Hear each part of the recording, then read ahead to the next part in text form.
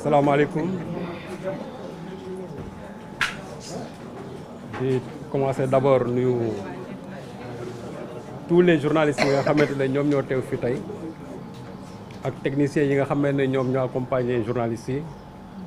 di nuyu aussi l'ensemble de la plateforme bi nga xamante ne ñoo nekk dans le front de la défense de la démocratie. mën naa wax ne li ma waroon a wax yëpp ñi ma précédé wax nañ ko mais cela ne m'empêche pas que comme que on est dans un combat démocratique ma dugal ci aussi sama xel ak sama xalaat. bu ñu waxee front il y a d'abord idée de refus comme loo xam ne moom la ñuy bañ li ñuy bañ mooy lan li ñuy bañ mooy ku violer sunu constitution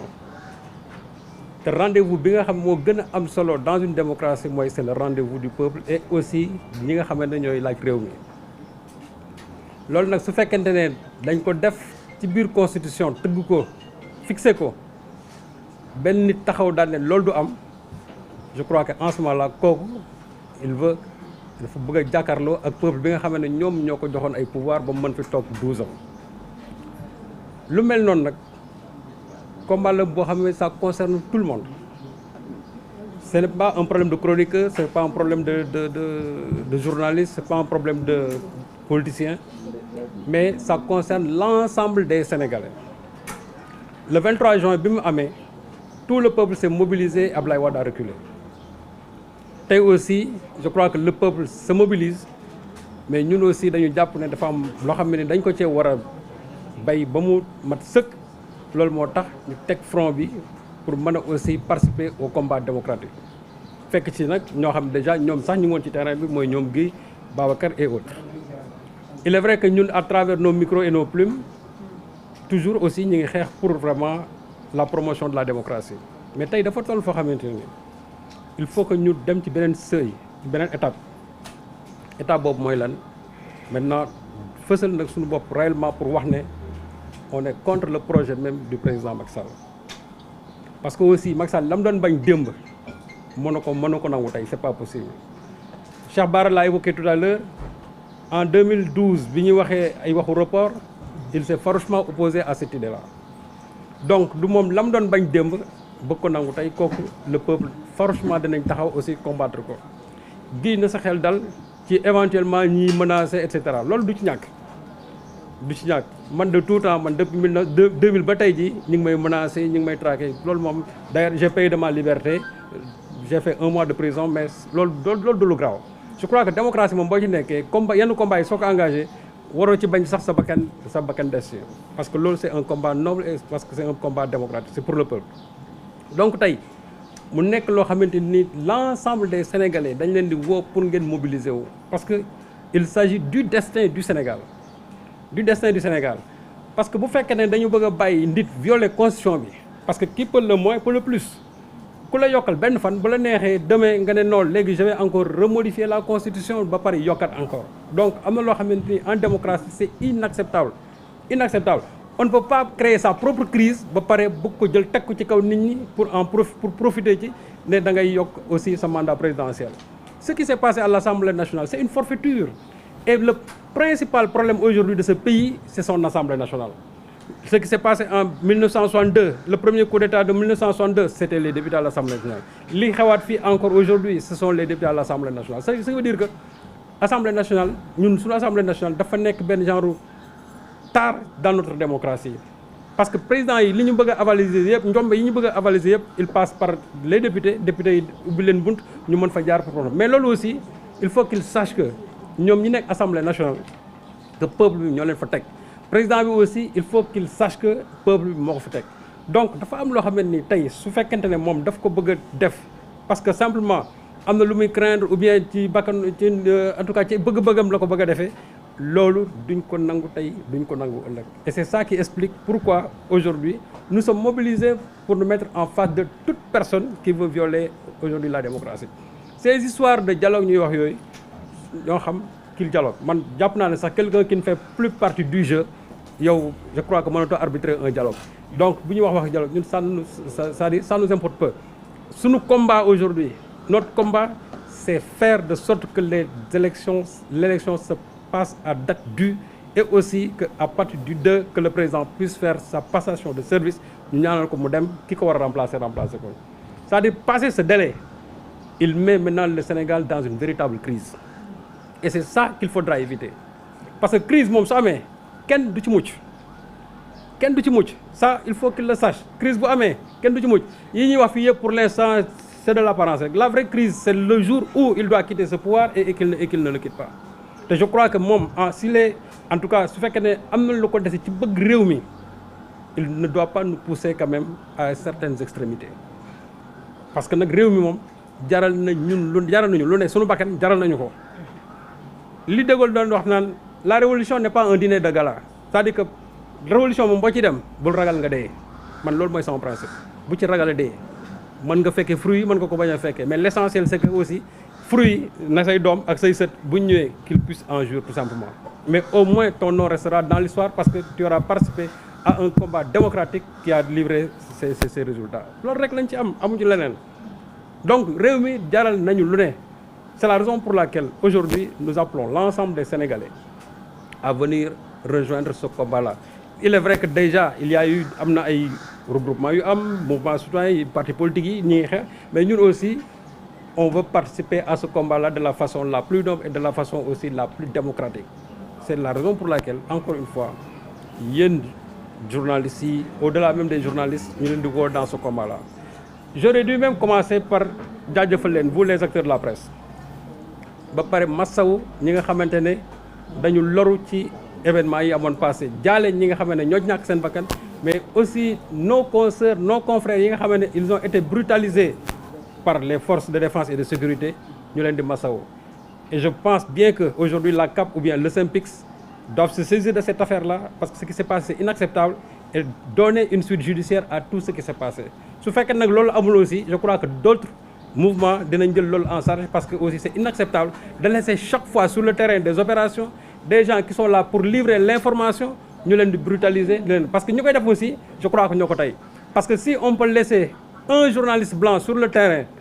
muy def liggéeyam correctement nga ne yow kii parce que tout simplement parce que loolu la mën a wax parce que der bu ñu la am yow il faut le brutaliser quand c'est un blanc tu le laisses faire au nom de quoi. Moi, je crois que le métier du journaliste, c'est un métier universel. Amul cloison, amul leneen. Il faut laisser les journalistes faire leur travail correctement. Loolu man sama principe la ci man. Et je crois que aujourd'hui su ma koy dee wax xam naa bu baax parce que li tax man j'ai fait la prison, je sais que c'est parce que je veux jouir d'une liberté dans ma profession. C'est la raison pour laquelle je me suis retrouvé à Rebeuss pendant une trentaine de jours. Et ça, je ne le regrette pas. Et je dis que si c'était à refaire, je le referais parce que ba ma jógee prison ba léegi ci la ma nekkoon ci laa nekk je suis dans un combat tooñu ma samba tooñu ma dem yéen aussi jàpp leen ne ci li ngeen nekk lu ne mën leen ci fekk vous avez opté de faire ce métier là c'est un métier à risque amul xaalis amul leneen mais c'est un métier à risque c'est un métier noble donc ma jaajëfal leen ci loolu di dellusiwaat un peu sur l'objectif vraiment de ce front là il y a eu plusieurs mouvements yoo xam ne chaque fois dañuy constater sur le terrain que à un certain moment le combat fléchit et je crois que loolu dafay yàq li nga ardeur bi nga xam ne moom la nit ñi am ñun nag on ne vient pas en deus ex machina comme on dit ou bien en sauveur de quoi que ce soit mais tout simplement pour essayer de mobiliser les énergies ba pare faire face à cette forfaiture bi nga xamante ne déjà am na et qu'on veut perpétuer au-delà même du 2 avril loolu moom je crois que c'est un combat boo xamante ni c'est un combat citoyen c'est un combat démocratique qui requiert l'ensemble des énergies et l'ensemble aussi des forces vives de la nation. Donc loolu il faut que nit ñi xamee ko noonu xam ne li ñuy def nii on ne le fait pas pour un parti politique parce que ce que l'on fait là ça transcende même les partis politiques et je dis que même des gens yi nga xam ne ils sont du pouvoir ils doivent rejoindre ce combat-là parce que la constitution c'est la constitution des Sénégalais c'est pas la constitution d'un parti politique c'est pas la constitution d'un mouvement citoyen c'est la constitution de l'ensemble des Sénégalais c'est-à-dire boo ko laalee rek am na loo ca surtout que nag li ñu wax ne clause d'éternité la mooy loo xam ne kenn mënu ci teg sa baaraam yow nga ne nga wut ay contournement fexe ba violer ko ba pare bu ko avaliser ça c'est inadmissible et c'est là où on attend le Conseil constitutionnel c'est de retoquer cette loi-là parce que c'est une loi anticonstitutionnelle c'est une loi inconstitutionnelle c'est une loi c'est-à-dire qui ne respecte pas du tout la démocratie de ce pays-là comme que nag ñoom on les appelle les sages parce que bu fekkee ne dëkk dafa nekk au bord de l'embrasement nga gis ne lii mën na indi dëkk bi foofu, je crois que foofu la ñu war a def preuve de sagesse jël seeni responsabilité daal di retoquer cette loi là bu ko fexee Sénégalais yi delluwaat fa ñu war a dellu. Aujourd'hui tous les Sénégalais, mais cela n'empêche pas que pour l'instant ñun combat bi ñu war a nekk ñu ngi ci nekk. ñi nekk ci aussi dans les partis politiques combat yi ñu war a def ñu ngi ci nekk dans les mouvements citoyens aussi ñu ngi seen combat. Donc que vraiment le président de la République revienne en tout cas sur terre, sache que li ñu amoon ak moom, c'est-à-dire contrat bi ñu amoon ak moom jeex na. On lui a confié le pays pendant 7 ans dolliwaat ko 5 ans, je crois que c'est là où s'arrête. Maintenant yow nga bëgg a taxaw nga ne yéen la ngeen ma joxoon léegi doy na, man nag maay yokkal sama bopp. Loolu gis nga fu mu am rek problème am na fa. L'exemple du Niger est là, l'exemple aussi de la Guinée est là, l'exemple de la Côte d'Ivoire est là. Donc je ne crois pas que ce pays-là puisse en arriver quand même à ce summum-là. Loolu aujourd'hui duñ ko nangu, et je crois que képp koo xamee ni démocratie rek moo la ñor ci réew mi doo ko nangu. Loolu nag ça transcende encore une fois l'ensemble des partis politiques. Dafa jéggi citoyen, dafa jéggi parti politique yëpp. Loolu c'est l'ensemble des citoyens de ce pays ñoom la combat bi soxal. Donc pour di leen wax ne rek on a élaboré un plan d'action, et bi ci njëkk mooy on a déposé une déclaration de rassemblement à la place de la nation pour le vendredi à partir de 15 heures. Foofu la ñuy njëkk a commencer suñuy action. On ne demande pas une autorisation, on fait une déclaration tout simplement parce que c'est ça que nous exige la loi. On a fait la déclaration, et donc que les gens sachent que le premier jalon bi ñuy posé mooy nous allons nous rassembler là-bas pour wax ci li nga xamante ne mooy moom la ñu war a ban taxawaay la ñu war a mën a am ba lii président bi mëbët ñu baare ko bala mu yegsi. Parce que su fekkente ne dafa bëgg a entêté wu ak ñi nga xamante ne ñoom ñoo ko wër di ko wax pour mu continuer dans cette direction-là, il va vers l'impasse. Ce qui s'est passé hier, pratiquement, que ça soit au niveau de la communauté internationale, même organisation yi nekk fii Sénégal yëpp, tout le monde tire dans la même direction. Et je crois que loolu su ko xoolee xam na ne actuellement il a commis une erreur. Def erreur nag ba pare arrière ci, je crois que loolu amul gàcce amu ci. Mais s'il veut maintenant persister dans l'erreur, et c'est là où il va droit dans le mur. Actuellement, c'est notre encore président jusqu'au 2, et je ne crois pas qu'on lui souhaite d'aller droit vers le mur. Donc, qu'il se ressaisisse, qu'il revienne sur terre, et qu'il sache que le contrat, bi nga xam ne moom la ñu amee woon ak moom, ce contrat-là finit le 2, et qu'il fasse le tout pour organiser des élections transparentes à date due, et que maintenant le Sénégalais yi seen wàllu bopp ku ñu bëgg a transférer, en tout cas jox pouvoir bi, ñoom dinañu jox démocratiquement pouvoir bi. Mais il n'appartient pas à quelqu'un de nous imposer sa volonté, surtout quand il s'agit de diriger ce pays-là. Loolu moom c'est inacceptable. Et si maintenant les Sénégalais dorment, toog bàyyi ko ci li ko neex ba mu ne dina yóbbu élection yi le 15 décembre, ce qui est sûr et certain, kon jàpp leen ne d'ici 15 ans président du bàyyi. Parce que nag dans ses discours su ngeen ko doon déglu dans ses discours,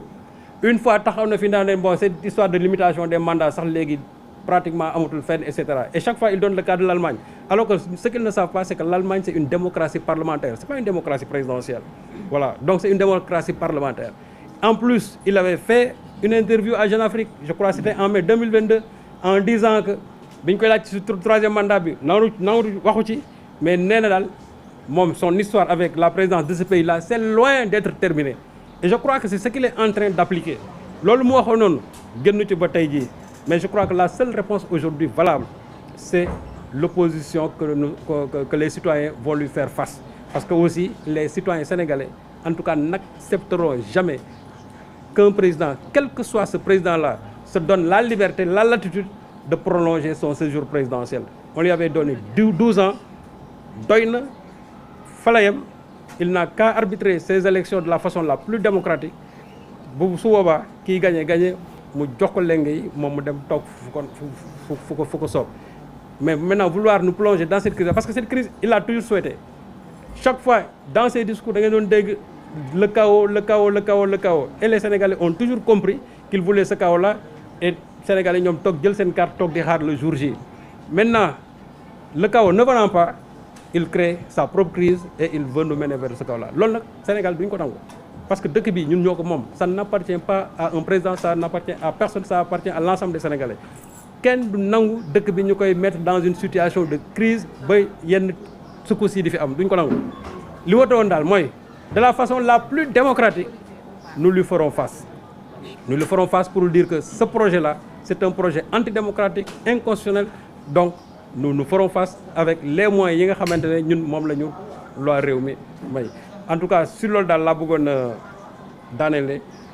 di santaat encore vous les journalistes di leen sant di leen gërëm di sant aussi vraiment l'ensemble des Sénégalais parce que y a beaucoup de Sénégalais yoo xam ne nii situation bi ñu nekkee nii naqaral na leen te peut-être xamuñu fu ñu koy jooyee